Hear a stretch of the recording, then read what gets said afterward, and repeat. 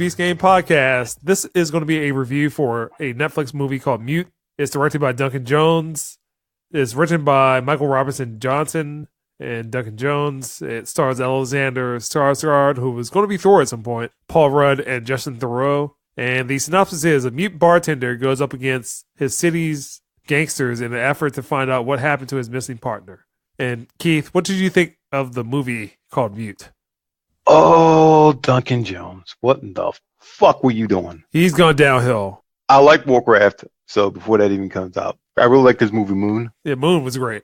Moon was an amazing movie. I never saw Source Code. Source Code is great. Yeah, so I'll take your word for that, Barry. I'll probably check it up at some point. What in the fuck? Here's the interesting thing. I like the acting. Thought Alexander Skarsgård did a great job playing a mute character, trying to find his girlfriend, like what he was going through. And I like Paul Rudd, his character. He and Justin Theroux, Every time I saw Paul Rudd, I kept thinking about Chris O'Dowd. Chris O'Dowd would probably been better in this role. But go ahead. Justin Theroux, he's a good actor. Kind of weird why he hasn't blown up. A different person in every single role he plays. You wouldn't know half the time that's him playing the part. But he's a great actor. And they did good jobs, but this story was jacked. I mean, it didn't make any fucking sense. It was trying to be this gumshoe whodunit where a guy kind of stumbles and bulls his way to the truth without being able to utter a word. And he does that well, but this movie was all over the I mean, it didn't make any damn sense. I mean, you had three different storylines going. And all three of those, by the time they come together, you get this blasé climax, pseudo-climax, and it was just like, what the fucking hell? And Paul Rudd, I liked his character. I liked it because this was a departure from his normal characters. Like, even though he plays this kind of same quirky part, I kind of like him as a tough guy. Uh-huh.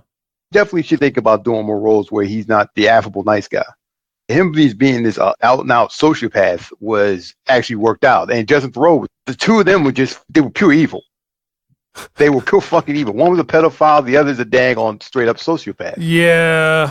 You didn't root for them, but at the same time, they were so damn charming. And when they were on the screen, it was good to watch them on the screen. But you had to realize he wants to have sex with little girls, and this other guy is a fucking asshole / sociopath.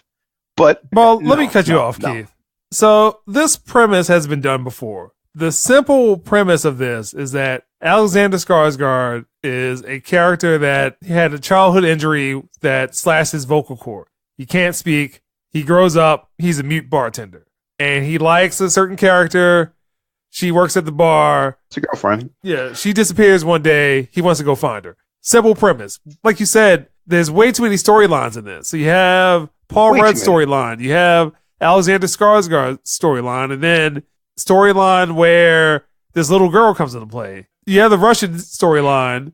And all this stuff converges in the silliest way possible. Normally what this should be is a straightforward action movie. Mute bartender goes to find his girlfriend. This should be the Equalizer. I thought it was going to be some straight up ass kicking. He was going to fuck people up. Yeah. You know, he's got this quiet, hidden strength. He just like beats the shit out of people. The Equalizer. I thought he was going to do some straight up the old boy style stuff. I'm like, I'm down with this. And the added bonus, it takes place in the same world as the Moon. It's basically a pseudo sequel to the Moon. And on top of that, it seemed like he just might have reused some of the Altered Carbon set or something. I know this probably wasn't. Yeah. What the? Well, I know what happened. They were shopping around to release this thing, and they didn't have the money for the post effects.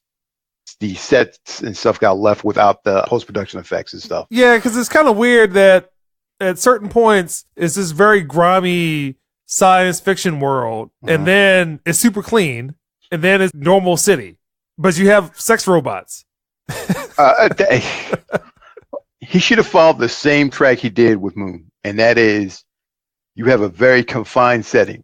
Him going from point A to point B. Not any transitions, nothing like that. Him traveling or driving any places. They should have kept it very confined. But to pull this type of movie off, you'd have to pull off Children of Men. He should have pulled something off like that, where it was either make the technology seem seamless, like it's not the showcase, because like in Children of Men there was all kinds of future tech going on in there and you took it as being part of the world. Yeah. And this, it just kind of stood out. You got these glaring neon things floating around like Blade Runner, and you're like, okay, you can't help but notice this stuff. You got like flying taxis, but then Alexander Skarsgård is riding in the Mercedes Benz. Exactly. And then like little stuff like that where he was a technophobe and he didn't understand how the technology worked. And then you had his janky ass old school phone. I'm like, that shit don't look like it's from no damn future. And doing weird stuff like projecting. I'm like, they blew their money on dumb stuff.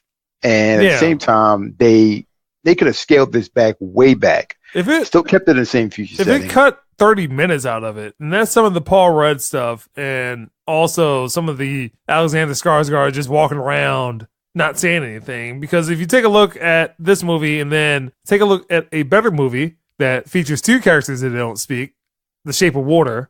Definitely. You know what? I think that's exactly why I didn't like this. Well, at the same time, you still got to give props to Alexander Skarsgård. You knew what he was thinking, even though he didn't say a single word. You knew exactly what he was. Well, he does spend part of the movie either drawing out his thoughts or writing it down in a notepad and handing it to people. There is some attention to detail with his performance of not speaking and emoting, but he is writing to people. It didn't work, and I don't know what he's thinking or what he's going to do. What Duncan Jones is playing at, but Duncan Jones is a talented director. Why he is directing this movie, I'm not sure. I'm completely baffled, dumbfounded why he would have directed this.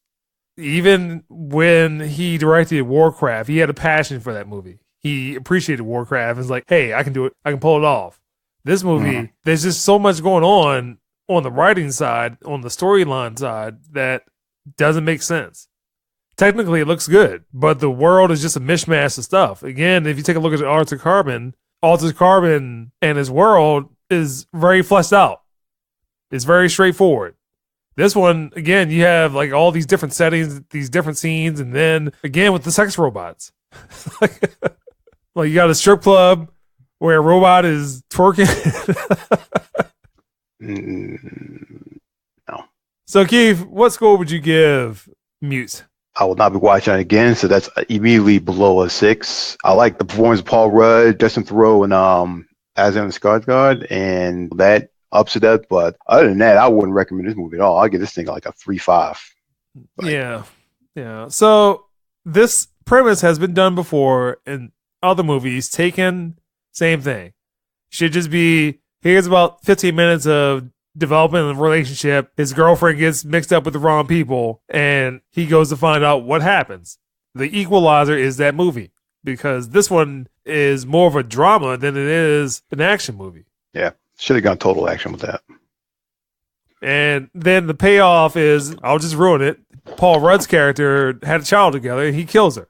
So I sat through all that just to watch this, with this different characters, side characters, and other stuff, and it just didn't make sense. So I'm going to give it a 2.5 because this movie just missed the mark. It's too long about a story that could be told better, could be directed better, and could be written better. So another Netflix movie that is also set in the future that also involves a mystery, which is What Happened to Monday.